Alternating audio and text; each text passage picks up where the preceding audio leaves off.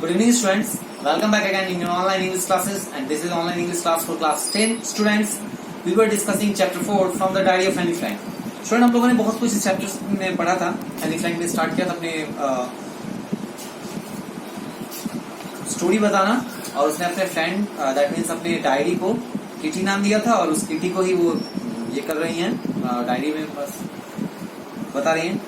Dearest Kitty, our entire class is quacking in its boots. Dearest Kitty, हमारा पूरा class जो था ना अपने बूट्स को क्वैक कर रहा था, मतलब अपने पैरों को बजा रहा था.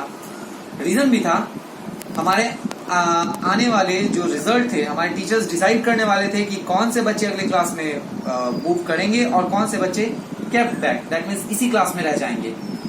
हाफ जो क्लास था वो शर्त लगा रहा था एक दूसरे से. जीएन और मैं जो है हंस रही थी उनके इन सिली शर्तों को देख करके. सीएन और जैक्विस जो था वो लोग कह रहे थे कि अगर तुम पास करोगे मैं पास करूंगा. वो अपना सारा हॉलीडे का जो सेविंग्स था वो सब बेट पर खर्च कर रहे थे. सवेरे से शाम तक सब कोई मुझे बस यही कह रहा था, it's you are going to pass, तुम तो पास हो जाओगी. No I am not, yes you are, no I am not. बस ऐसे ही बातें चल रही थी कि तुम कर जाओगे, नहीं मैं नहीं करूंगा, मैं कर जाऊंगा, इस तरह से. If you ask me, there are so many dummies that about a quarter of the class should be kept back, but teachers are the most unpredictable creatures on earth. अगर आप मुझसे पूछे तो मुझे तो ऐसा लगता है मेरे क्लास में बहुत सारे डमीज थे जिन्हें पास नहीं करना चाहिए था. लेकिन टीचर्स की बात की जाए तो टीचर्स सबसे ज्यादा ना अनप्रेडिक्टेबल क्रिएचर होते हैं अर्थ पर. उनका कुछ पता नहीं, ठिकाना नहीं, वो क्या कर सकते हैं. मैं अपने गर्लफ्रेंड्स और खुद के बारे में वरीड नहीं थी. मुझे पता था हम लोग पास कर जाएंगे. बस मुझे एक सब्जेक्ट में डर लगता था, वो था मैथ्स. एनीवे, हम लोग कुछ कर भी नहीं सकते थे, बस इंतजार कर सकते थे. और तब तक एक दूसरे को बस सांत्वना दे रहे थे कि अपना दिल छोटा मत करो. ऐसे भी मेरे सारे टीचर्स जो थे उनके साथ मेरा अच्छा बिहेव था. 9 टीचर्स थे जिनमें 7 मेन थे और 2 वुमेन थी. Mister casing the old foggy, वो जो बूढ़े टाइप के, वो जो गोल गोल स्पेक्स लगाने वाले जो मैथ्स के टीचर थे, वो मुझसे बहुत खींचे रहते थे काफी समय से, क्योंकि मैं क्लास में बहुत बात करती थी. कितने वार्निंग्स के बाद उन्होंने मुझे एक एक्स्ट्रा होमवर्क दे दिया, और उस होमवर्क में उन्होंने मुझे ऐसे दिया था, उसका सब्जेक्ट था चैटर बॉक्स. चैटर बॉक्स, आखिर एक चैटर बॉक्स के बारे में क्या लिख सकते हैं. मुझे बहुत चिंता हुई. मैं घर गई, नोटबुक के टाइटल को देखा, उसे बैग में रखा और चुप हो गई. जब घर पहुंची, मैंने सारा होमवर्क कंप्लीट कर लिया, तो अचानक मेरी नजरें गई उस होमवर्क पर. मैं पेन के टिप को चबाते हुए सोच रही थी आखिर इसके बारे में क्या लिखा जाए.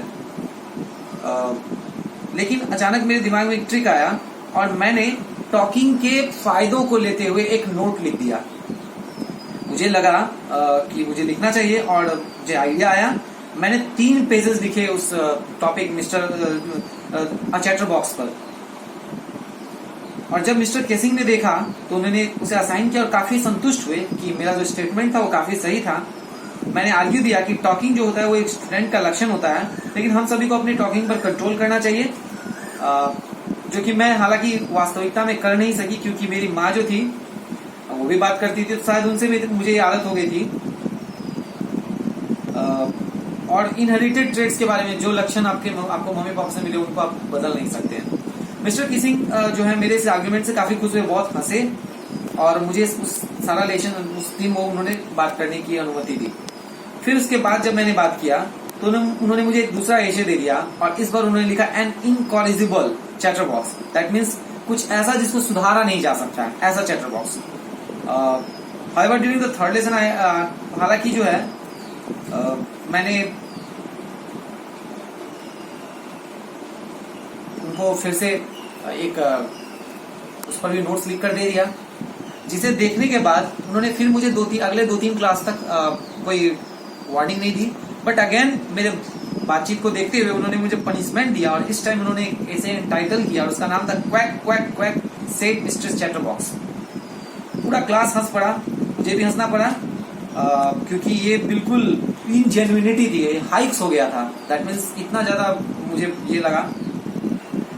अब मुझे ऐसा लगा कि इन चीजों से मुझे बाहर निकलना पड़ेगा, कुछ ओरिजिनल करना पड़ेगा. मेरी फ्रेंड थी सैनी, जो एक अच्छी पोएट थी, दैट मीन्स वो पोएट्री वगैरह अच्छा लिखती थी. उसने मुझे कहा कि मैं तुम्हारी हेल्प करूंगी इसे लिखने में, और मैं तुम्हारे लिए एक वर्स लिखूंगी. मैं खुशी से उछल पड़ी. मिस्टर किसिंग ने मुझ पर जोक मारने की कोशिश भी की, लेकिन मैंने सोचा कि ये जोक उन्हीं पर होना चाहिए. मैंने अपना पोएम फिनिश किया. काफी ब्यूटीफुल पोएम था। इसमें एक मदर डक के बारे में था, एक फादर शॉन के बारे में था, उसके 3 बेबी डकलिंग्स थे जिसे फादर ने मार दिया था क्योंकि वो लोग बहुत क्वैक करते थे। लकीली मिस्टर केसिंग ने जोक को सही ढंग से लिया, उन्होंने पोएम को क्लास में पढ़ाया, अपने कमेंट्स भी ऐड किए और बहुत सारे क्लासेस में भी पढ़ाया। उसके बाद से उन्होंने मुझे अलाउ किया कि मैं बात कर सकती हूँ और उन्होंने उसके बाद मुझे कोई एक्स्ट्रा असाइनमेंट नहीं दिया। इसके अलावा उल्टा ही अब हम लोग मिस्टर केसिंग का हमेशा से क्लास में इन दिनों मजाक बनाया करते हैं। So that's all from the story the diary of from the diary of Anne Frank. Students, आपका ये चैप्टर कंप्लीट हो गया है। इसके अगले चैप्टर्स को हम लोग कंप्लीट करेंगे अगले क्लासेस में, but till then you will complete its question answer. This is your homework for today. Till then, good luck.